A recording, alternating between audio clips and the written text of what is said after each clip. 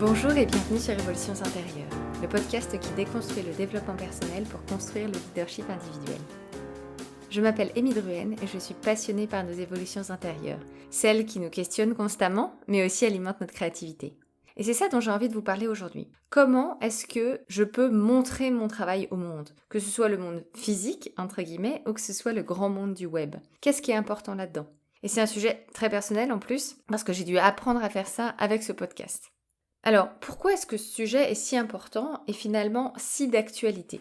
Honoré de Balzac disait « Pour les artistes, le grand problème à résoudre est d'être reconnu ». Si Honoré de Balzac ancre cette réalité dans le passé, c'est aussi quelque chose extrêmement d'actualité. On a un besoin permanent de voir et de se faire voir. Et si j'ai envie de vendre, si j'ai envie de présenter mon travail au monde, c'est extrêmement important de savoir comment est-ce que je peux lui montrer, comment est-ce que je peux montrer ce travail au monde. Et c'est en plus de plus en plus difficile parce qu'on a à chaque fois l'injonction d'être authentique, d'être soi-même, d'être imparfait, et en même temps l'injonction de se vendre, de vendre un produit ou un service qui, lui, est parfait. Alors pourquoi montrer son travail est très en lien avec le leadership ? Parce que être leader, c'est d'abord mener par l'exemple. C'est d'abord incarner son travail dans ce que je suis, dans ce que je fais, dans mes projets, dans mes réalisations. Comment est-ce que dans mes différents projets, je peux montrer les différents niveaux d'avancement, mes réussites, mes échecs ? Comment est-ce que je peux être en responsabilité, être pleinement moi-même dans ce travail que je présente au monde ?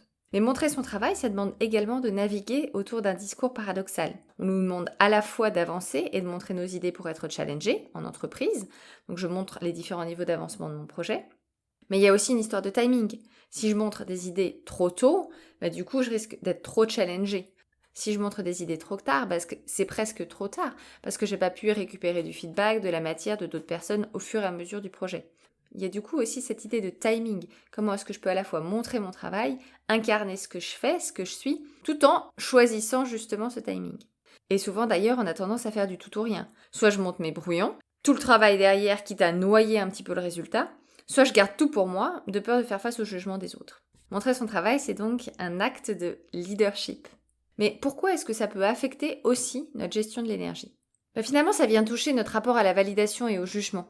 Comment est-ce que je peux choisir de montrer ce que je fais sans me juger, laissant les autres le faire, et sans complètement me cacher ? C'est difficile de leader. Il faut être vu pour pouvoir leader. Il faut pouvoir montrer pour pouvoir l'aider et faire confiance. Si je fais des allers-retours entre je monte mon travail, je monte pas mon travail, ça peut faire aussi baisser notre énergie émotionnelle. Et donc du coup, l'idée de ce podcast, c'est de vous aider à mettre en place des routines pour pouvoir gérer toute cette énergie. Alors, comment changer ? Comment est-ce que je peux apprendre à montrer mon travail ? Austin Kleon propose quelques idées que j'ai envie de vous partager aujourd'hui. La première, c'est peut-être un peu un rappel, mais c'est important de le dire, c'est que tu n'as pas besoin d'être un génie. Personne n'est un génie. Il y a cette espèce de mythe de génie solitaire avec l'inspiration qui frappe un peu à un moment miraculeux, souvent dans des endroits un peu bizarres. Cette idée que l'inspiration vient un peu de nulle part, ça arrive. Brian Eno, qui est quelqu'un qui a travaillé sur la pratique de la musique, distingue le genius versus le genius. Le genius, c'est cette espèce de génie solitaire. Le genius, c'est pas du tout quelqu'un qui travaille en solitaire, mais au contraire quelqu'un qui va faire partie d'un écosystème de talents, qui va aller chercher une entraide, une qualité de relation avec d'autres personnes pour construire quelque chose de plus vaste, mais aussi pour s'appuyer sur des relations de confiance qui vont lui permettre de grandir et de travailler différemment, de contribuer. C'est intéressant parce qu'il dit que le professionnel a du mal à montrer son travail. Parce que la pression, la vente, etc.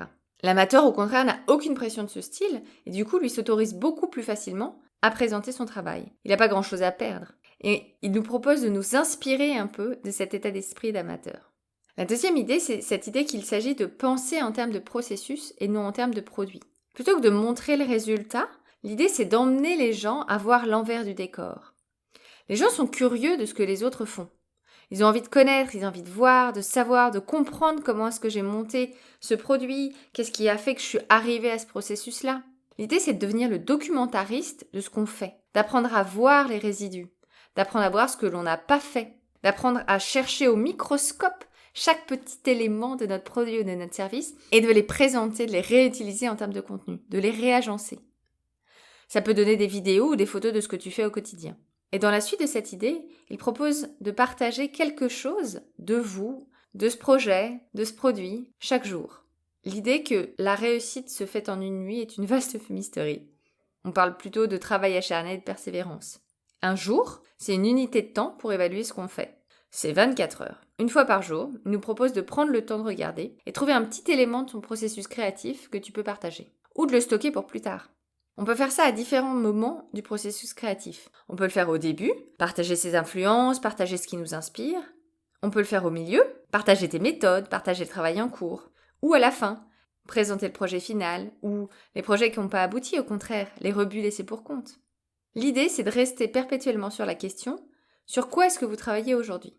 Et présenter ce travail-là, en continu. Il y a un auteur de science-fiction qui s'appelle Theodore Sturgeon, qui considère que 90% de ce que l'on produit est pourri, et 10% non. Si je présente juste 10%, j'ai perdu finalement 90% de mon travail. Alors souvent, la difficulté, c'est « Ok, très bien, moi je travaille énormément. Comment est-ce que je peux trouver encore du temps en plus pour partager ce que je fais ?» La bonne nouvelle, c'est qu'on a tous 24 heures tous les jours. La mauvaise nouvelle, c'est qu'on a tous 24 heures tous les jours et que du coup, le temps en plus ne se trouve pas. Le temps en plus, il va aller se chercher. Il va devoir se grappiller sur des activités qu'on fait déjà. Ça peut être le soir, ça peut être dans le temps de transport. C'est vraiment d'aller chercher ces quelques petites minutes, 2, 3, 4, 5, 10 minutes, progressivement pour construire ce qu'on a envie de construire. Partager ce travail imparfait, partager ce travail non terminé. L'idée par contre, c'est pas de partager n'importe quoi. C'est vraiment d'aller réfléchir globalement par rapport à mon processus de création, qu'est-ce que je peux présenter au début, au milieu, à la fin. Et ça permet de construire petit à petit son stock d'images, de data. Cette idée, c'est que ton site internet, c'est pas de l'autopromotion pour ton produit. Ton site internet, c'est de l'auto-invention. La quatrième idée, c'est d'ouvrir un petit peu son cabinet de curiosité. Sur quoi est-ce que je m'inspire au quotidien ? Ça peut être des livres, des musiques, des films, des personnes, des expériences.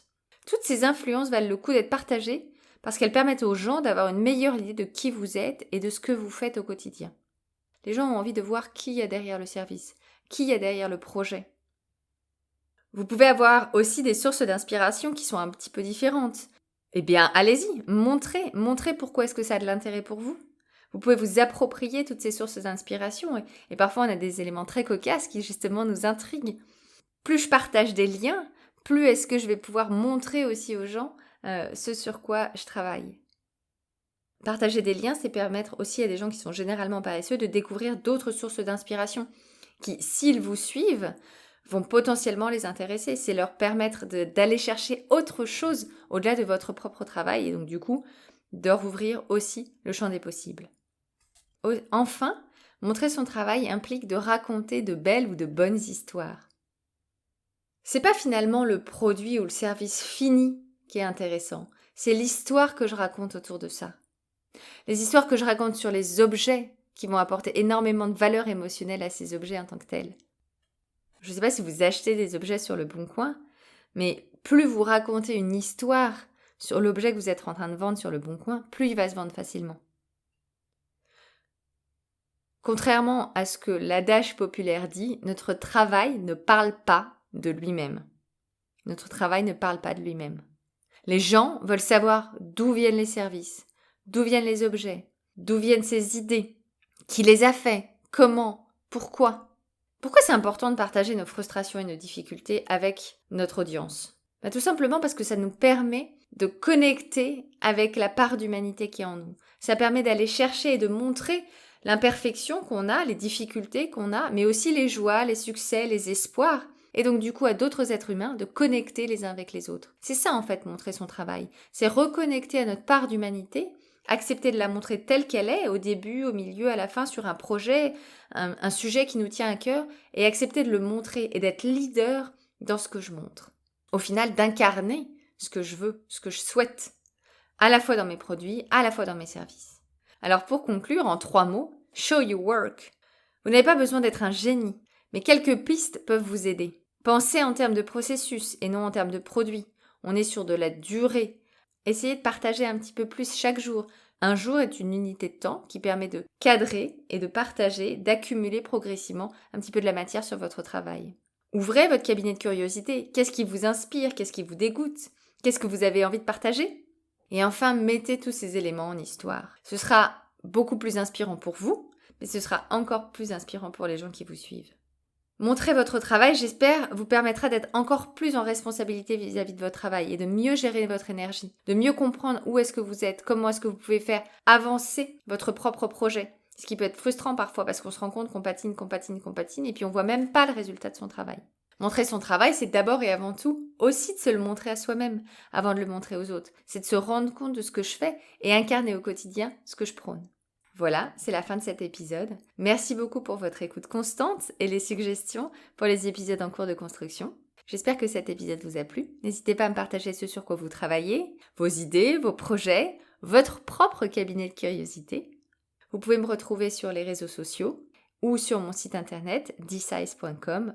Révolutions intérieures est le podcast qui déconstruit le développement personnel pour construire le leadership individuel. Il sort 2 lundis par mois.